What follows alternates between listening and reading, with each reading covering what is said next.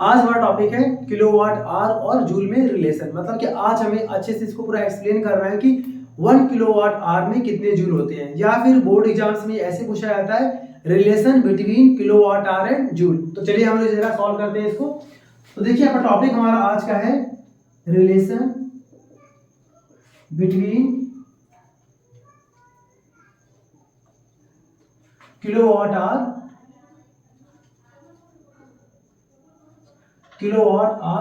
And joule.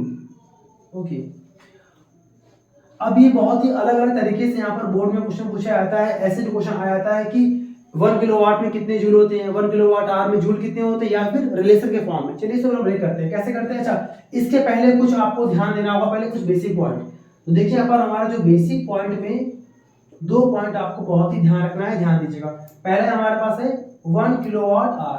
देखिए 1 kilowatt में कितने वाट होते हैं आपको पता होगा, 1000 वाट होते हैं। ये आपको बताया था मैंने अपने प्रीवियस लेक्चर में, ठीक है ना, कि 1 किलोवाट में 1000 वाट होते हैं। ठीक, उसके बाद से बेटा यहाँ पर हम लोगों को ये पता है कि 1 आवर में 1 घंटे में कितने होते हैं सेकेंड, आपको पता होगा 3600 सेकेंड, यानी कि 3600 सेकेंड्स होते हैं 1 आवर में। ठीक है, इन दोनों का 100 सेकंड होते हैं। ठीक है, अब इसके बाद से हमें यहाँ पर क्या पढ़ना है, एक और चीज यहाँ पर P is equal to W.T। ये फॉर्मूला होता है पावर का, इलेक्ट्रिक पावर का फॉर्मूला आपको लिखवाया था मैंने शुरुआत में। अब देखिए P का मतलब यहाँ पर क्या है, वॉट।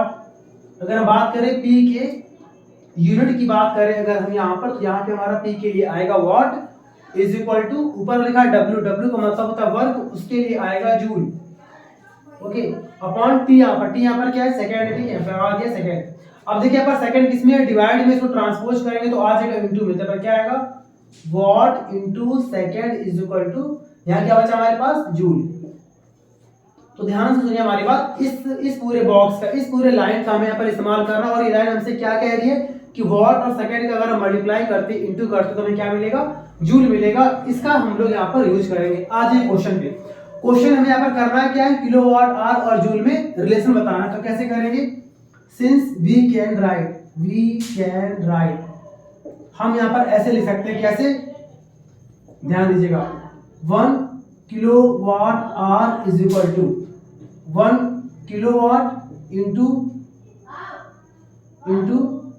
1 आवर। ये देखिए हमने इसको ऐसे लिख दिया, ठीक है ना। 1 किलोवाट आवर को हमने लिख दिया अलग अलग करके, 1 किलोवाट इंटू 1 आवर। अब देखिए 1 किलोवाट में कितने होते हैं वाट, लिखा हुआ है यहाँ पर 1000 वाट यहाँ पर हो गया, इंटू यहाँ पर हमारे पास क्या लिखा है, यहाँ पर हमारे पास लिखा हुआ है 1 आवर।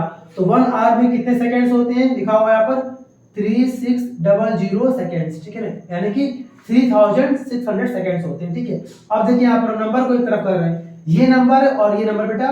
तो देखिए कैसे करेंगे हम लोग, यहाँ पर 1 2 3 4 5, इस पूरे यहाँ पर यहाँ से लेकर यहाँ तक में 5 जीरोज हैं। तो हम क्या कर रहे हैं, नंबर को यहाँ पर हमने सिंगल लिख दिया, नंबर को 36 इंटू 10 टू द पावर 3 2 5, 5 यहाँ पर जीरोज हैं तो 10 की पावर 5 बन गया। ठीक है, और जो यहाँ पर दिख रहा है आपको यूनिट, इसको मैंने अलग अलग यहाँ पर कर दिया, वॉट इंटू सेकेंड।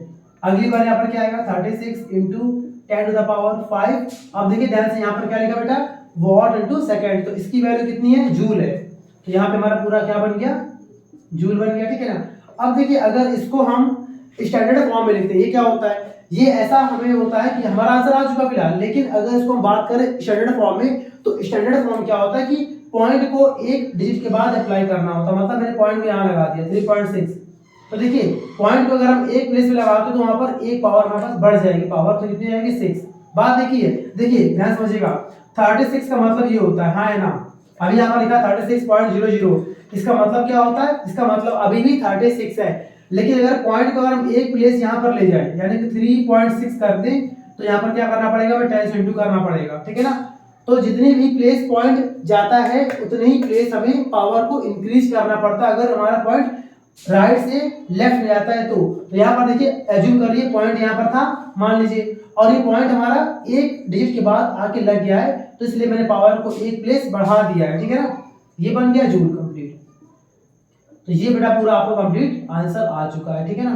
तो अब इसको हम ऐसे कर देंगे, देयरफॉर लास्ट में 1 किलोवाट आवर, यानी कि ये पूरा इसका आंसर क्या आ गया, 3.6 इंटू 10 की पावर 6 जूल। ओके बेटा, तो ये पूरा कंप्लीट आपको बोर्ड में इसको ऐसे एक्सप्लेन करना है, ठीक है ना। आई थिंक आपको अच्छे से आ गया होगा। हमको मिलते हैं अपने नेक्स्ट लेक्चर में। Thank you.